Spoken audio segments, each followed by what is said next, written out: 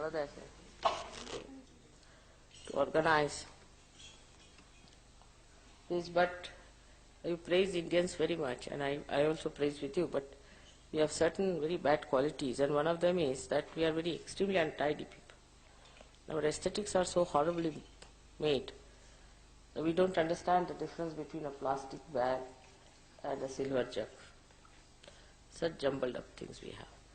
And I think I would request you to insist on arranging things yourself, because then they will pick up and learn things that it is to be done. You have to learn a lot of things from them, but they have to also learn some things from you, and they are very important things. Because it all makes a coefficients, it makes an atmosphere, and a pleasing thing for the gods. But this is the character of an Indian character, that whatever is right and whatever is the condition, carry on. See no evil, speak no evil. It's like that. If anything is bad, let it be as it is. Let it rust, let it absolutely till it becomes so rotten that it is going to fall on your head, then you may put a little support. That's our character. You're too tolerant with everything. That has led us to this kind of a incapacity to work. But if you see the Ritambhara Pragya, see the Ritambhara Pragya, how she works, how she beautifully does everything, how she creates everything so beautifully. There's so much neatness. If you go to a jungle, you will not find anything dirty, filthy, smelling, nothing. Everything washed off, cleaned out. The nature works in beautiful circles. Everything works out so much beautifully that when we call ourselves natural, we should understand that Ritambhara Pragya is the most natural thing. And how Ritambhara Pragya works is in complete neatness and complete cleanliness of the whole thing. Indians will be personally very, very clean, extremely clean they are, no doubt. But collectively they don't understand cleanliness. If you see their roads, if you see their outside of the houses, it's all dirty. And that is what I will blame our Indian men. You see, they are extremely conscious that they are human beings. You see, we have only two races in India, women and men. There is no third race. Men are not supposed to do any work inside, outside, anywhere. They don't see to the outside of the house. Like in England, I find men are all the time doing the sweeping, swabbing, everything outside. They do mowing of the lawn, looking after the garden, everything. Here the men will be just standing with their hands on their waist and ordering the wives, or not the wife, the servants and all that. And whatever may be, the wife may be dominating as far as money is concerned, but all these things the man is not going to do. He'll just give up, he'll say, I am not supposed to do all this. That's why collectively in this country we can never be clean people, because our men will just sit down. They won't do anything. Just they won't do anything. Only the women are supposed to do everything, and that's how our collective cleanliness is zero, absolute zero. For example, if there's a WC not working in England, I can't think of any man who will sit down for 5 minutes. He'll himself do it, he'll get a plumber, he'll do some or other, try to manage.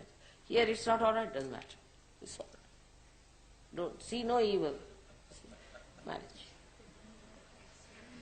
This is how we have lived all centuries now, I think. And it's high time for all surgeries to change themselves. Now here there are many artists sitting in this part, but the men are not doing anything, puja the women are doing, and the women don't know anything how to do it, so the whole thing can be absolutely wretched. It is not, it is a sort of a character with us, we do this way, but otherwise we have so many qualities. We have so many qualities that you can't imagine how much we have got through our tradition.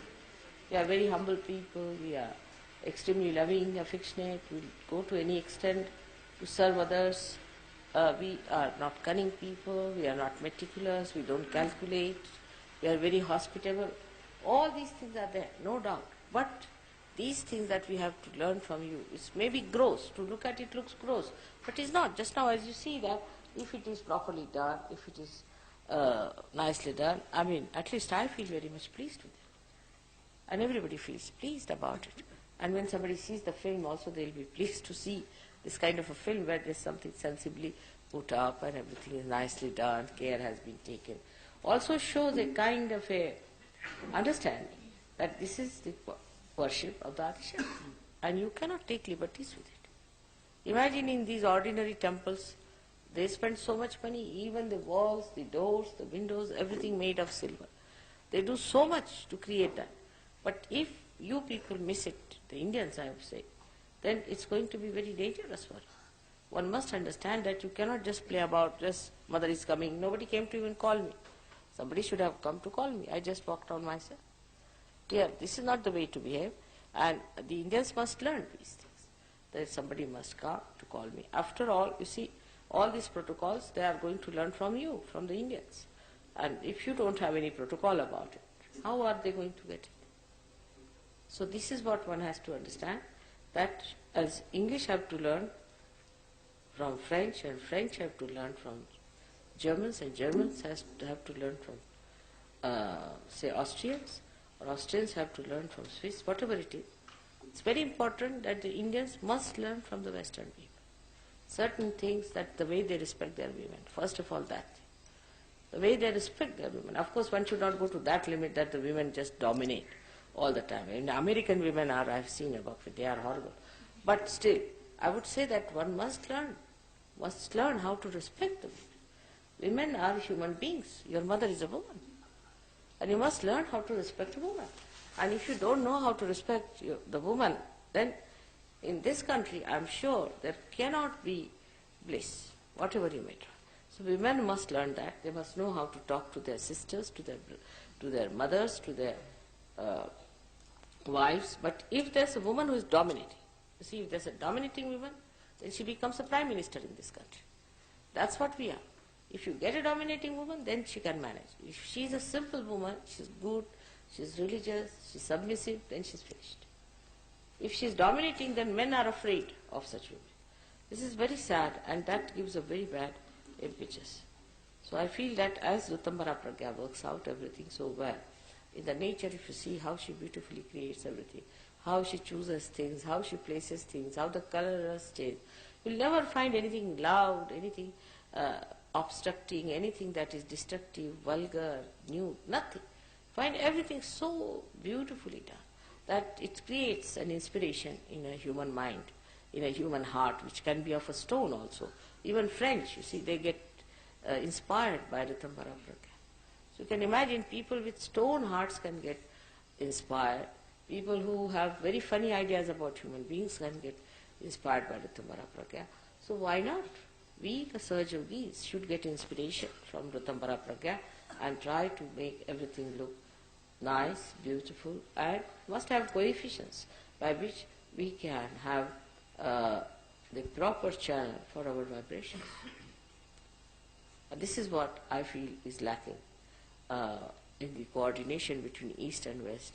Let us give them this simple thing as to understand how you respect your women, how you respect the aesthetics, how you look after